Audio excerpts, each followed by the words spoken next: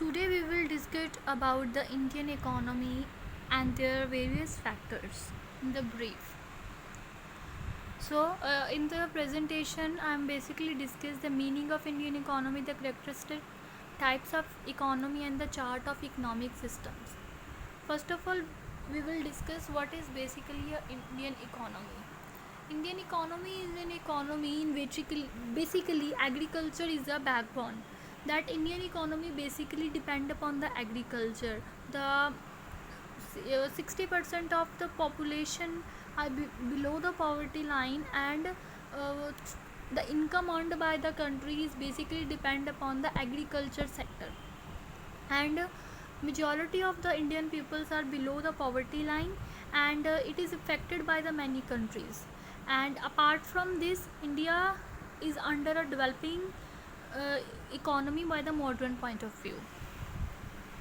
Now, the Indian economy. The economy of India is the 10th largest in the world by the GDP and third largest by the purchasing power party. We can say PPP. The country is one of the G20 major economies, a number of BRICs, and developing economy among the top 20 global traders according to the WTO. This is in the screen you can see the chart, the circular flow of income, that how in the Indian economy the expenses and incomes are flow. Basically what's happened from the farms, through the outputs, the incomes are going towards to the household sector, and when household sector do the expenditure, they forward to the farms. So the farms and household sector, they both are the income and expenditure for the each other, and they flow with each other. And on the other hand, through the abroad sector, there is a income generate from import and export. And on the government sector, the government spends and taxes. As we can say, in the government sector, when government earn through the tax paid by the general people, and in return the government use this tax for building the roads, constructing the buildings. Same in the case of abroad sector. When we are importing something from abroad, then it is our expenditure. When someone export from our country, so it's a sign of income for our country. So their flow should be very necessary to be equal to be a equal balance of payment. Now there is a economic growth of India. In India, the country's production capacity is measured by the GNP.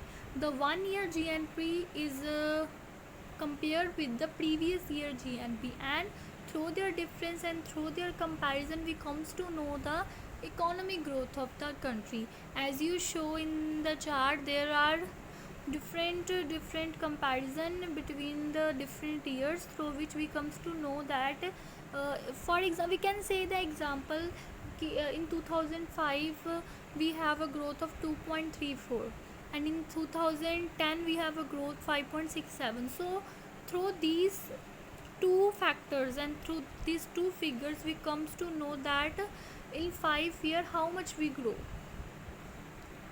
Economic development. So platform for the economic development, basically these sectors: regional governments, service provider, business ownership and entrepreneurs, and academic investors, they all are platform for the economic growth. What is basically happen, the country's growth is not basically depend upon any one factor. The country growths are depend every factor, every segment, through we can generate the income. For example, as I already told, the agriculture is really playing a great role. Same in the academic sector is playing a role to earn the profit, and the business and basically the entrepreneurship play a very important role to earn the profit. And the combined income of this all the sectors can help to economic growth of the country. There are chart of economic system in which they explain the sectors of our economy. Basically we have a three sectors: primary sector, secondary sector, and the tertiary sector. And Other sectors we have organized, unorganized, public sector and private sector.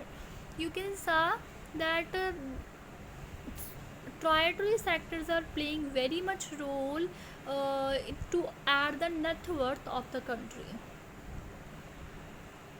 You can say in the screen there is a two picture which share the contribution of sectors toward GDP. Then in one picture, in one graph, we can say share of sectors in GDP and shares of sectors in the employment. That three sectors, primary, secondary and tertiary sectors, are all these three sectors are helps to increase the GDP. And I think the tertiary sectors are playing a great role to increase the GDP. As in say in 1973 the primary sectors are having a more role, but in 2003 the tertiary sector have a more role to increase the GDP. And on the other side, in the employment side, in both the year primary sector have a really a great efforts to increase the employment of the country. Next, it tell us the functions of a different sector. As you can say, primary sector this relate to activity related to agriculture. In secondary sector, it's a activity related to the manufacturing industry, and in tertiary they provide the services. Now there is the low per capita income. What is low per capita income? The low per capita income is a very low as compared to advanced country. The trend of difference of per between developing and advanced countries is gradually increasing in the present times. You can say from 2016 to till 2014 our low capital income is gradually increasing day by day. Heavy population pressure. I think India is India is a number 2 country which have a high population pressure, and China is on a number 1. So I think it's really play a great role to be having population pressure. So it is, I think, one of the obstacle between the growth of the country. Predominance of the agriculture is one of I think the main role playing in India, and have a large portion to increase the income of the country. Unemployment. In India there are too many persons who are unemployed and who are underemployed, because there is a very lack of unemployment in a country, and it's really affect our economic growth, because due to the unemployment a lot of peoples are migrate to the another country. So it's really affect the we can say the future of our India. Poor technology. Yes, I think now the digitalization is in a trending, but not in as much as in the another country. So I think it's one of the main role to the less growth of the country. Economic growth issues. So this chart and these points basically show what are the main reasons to have a economy growth issues. Human development index, that they statically show that life expectancy, education and income used to rank countries in 4 tiers of human development. These are show the top 5 countries and bottom 5 countries according to their life expectancy, education and India, and in these both the India don't have any rank.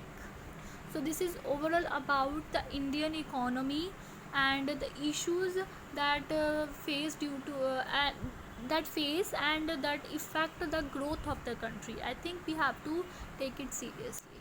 Thank you.